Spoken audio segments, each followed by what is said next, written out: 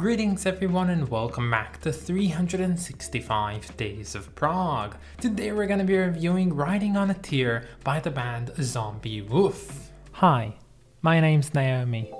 I'm an avid progressive rock fan, but I'm a long ways from knowing all the prog albums out there. But this year, I'm gonna give it a try. This is 365 Days of Prog. So I'm gonna go ahead and take this wild gander and say that a lot of you people probably don't know about this album and this band, but some of you actually might recognize their name, which is Zomby Woof, in the way that it is spelled not like the traditional zombie but instead with a Y at the end. Well, if you know it, you know that there's one Frank Zappa song from 1973 that shares that same name. And well, it has been taken from there. They have chosen that name in that year, but I'm gonna elaborate about it in just a second. But first, here are some of my favorite bits from this album.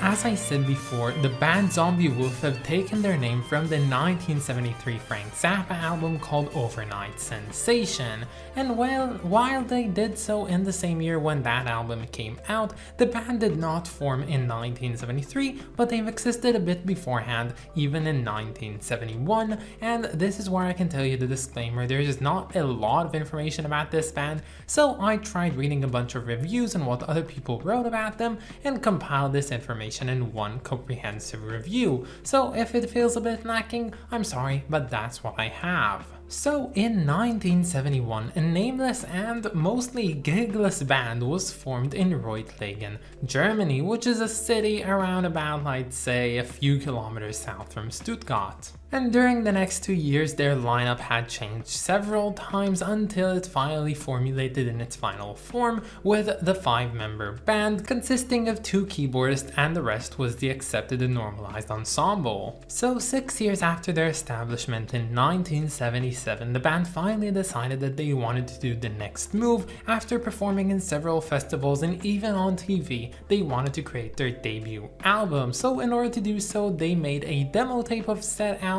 and started sending it over to various record companies in Germany. And pretty soon they got an answer from the Jupiter record label in Munich, Germany, and they immediately started working with them producing their debut album. So sometime in the spring of 1977, the band went to the Olympia Music Studios to start working on their album, and there they found an out of operations Mellotron, and the band's bassist of all of the players in the band, Udo Kraus, has decided to take upon him and fix the instrument, and he cleaned it quite well, did some operations on it, and even made it in tune again, and luckily the instrument started working again, so while the band did not have a Mellotron of their own, they could now use said Mellotron in recordings for their album.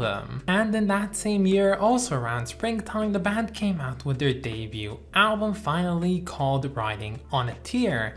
And this one actually made pretty much an astounding success. Now when I say astounding success, I mean that it sold a bit more than 5,000 copies. Now, that might not sound like a lot to you, but just consider the facts. These guys, they're a very unknown band from Germany. They're not affiliated with any other well-known band. They're making this album in the era of punk and post-rock, and honestly, they had every single reason to fail, but surprisingly, they managed to do very well for their stature. But yeah, honestly, their music was very good, and the few that got to hear them knew that it was fine and loved them to bits for it. And well, maybe back then they didn't reach those heights of success, but honestly, in the passage of time, we do see how well this album holds up, with people like me discovering it nowadays and being amazed by it. And today, if you search this one online, despite it being quite obscure, still you can definitely say that this is one of the crowning jewels of symphonic prog made in Germany. Now, I haven't mentioned this earlier, so I'll say this right now. This is not your average krautrock album. This is symphonic prog all the way through. It is sung in English, and it feels very much like what you might expect, although it does have that little German twist on it, which I personally find really enjoyable, much like I find Anyone's Daughter, Grobschnitt, Novalis, or even Triumvirat. Now, afterwards, the band actually worked on their second studio album, but it unfortunately never really saw the light of day because their supervisor in Jupiter Records was kind of an asshole in some way, and he got sacked for it, and then the album didn't come out. As I said, not a lot of information, but that's apparently what happened. Now, the following few years would see members coming and going from this band, but unfortunately it didn't really lead anywhere. As I understand, the band actually did record a third studio album in that time, but of course it technically was their second, but unfortunately it never really existed because it wasn't released, at least not officially, but you can find demos of it online if you look for it. And the thing is, the band just kind of disintegrated until they played their last show on July 8th, 1980 in their hometown. Afterwards, the band ceased to exist. Now, as I said, their third studio album called No Hero can be found online in its demo form, but it's not really an official release. But fortunately, in 2002, this album that we're reviewing today, Riding on a Tear, was picked yet again and got a re-release on CD, which meant that it had some relative relatability still in it even so long after its recording. Now, generally, if I wanted to try and describe what this album sounds like, I'd have to say something on the lines of very Camel-inspired, but in a way its very own thing. Yes, sometimes the vocals on here do sound a bit like Andrew Latimer, and the arpeggios on the keyboard sometimes do remind me of Peter Barnes, but honestly, that's just nitpicky. I do think that the sound of this band of Zomby Woof is quite its own unique thing. Now, I can't really help it but not point out the fact that this album has a very interesting sense of morbid curiosity within it, especially with the tracks appropriately titled Suicide and the two Requiem parts. Yeah, I don't know what it has to do with a lot of things. The music isn't that dark in its essence, but in a way I do believe that it gives you some ominous feeling. And again, I wasn't following the lyrics through because I was listening to this on YouTube, and you can do it on the phone and yabba yabba dee da. It means that I don't really know how dark this album really is. Now, I will point out one big positive about this album. The vocalist called Ulrich Heltler is actually also doing some rhythm guitar and keyboards on here if I'm not mistaken, but I want to focus on his vocals because they are great. They're so nuanced, they're so good, and overall they're not accented despite him being German singing in English. Now, you know me, I don't have that much of a problem with accented vocals, but something about these German dudes just singing in a very heavy German accent just sounds nicht so recht für mich, you know what I mean? So yeah, and much like Ocean by Eloy, which is in itself a pretty good album, I just can't stand the fact that the vocals are in English and accented, but on here they're perfect and I've had a lot of appreciation for it. Oh, and by the way, if you're one of those heavy bass lovers that loves all the, heavy bass from Close to the Edge or stuff like that, you're gonna love what Udo Kraus is doing on here. He has free range on his instrument,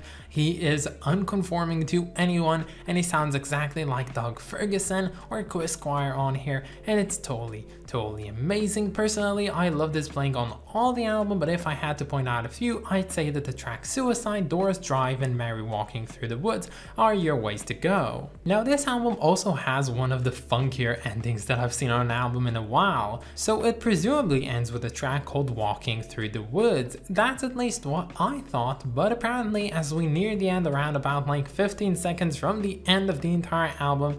And then the song changed to another song, and it was called Finale, and it just played like this orchestral tune at the end, and the album is finished. And honestly, I have no idea why they needed to do a separate track for these 13 last seconds, but they did, and it's pretty funny, and I appreciate that too. But yeah, all in all, this album is amazing. It's really good. I loved it so much. I don't really have a lot of issues with it, honestly, and might it not be the best album I've ever heard, this one will definitely grow on me as time goes by. And if you're a keyboard lover, bass lover, good old prog lover, you're gonna love this one. And as the old proverb says, you know, the best prog is always just only on YouTube, and well, it kinda holds water with this case.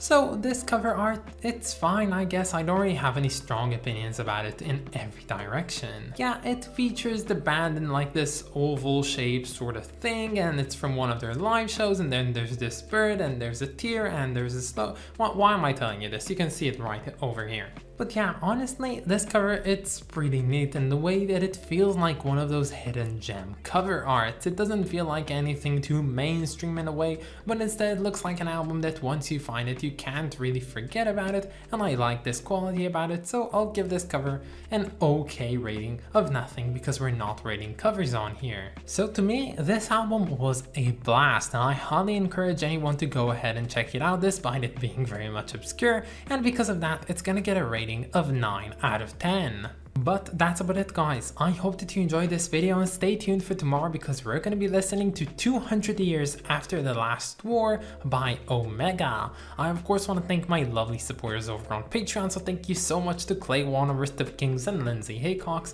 You guys are just the best, and if any of you want to support me over on Patreon, you can find the link down in the description or in my About page. But that's about it, guys. Have a wonderful day, and I'll catch you all tomorrow.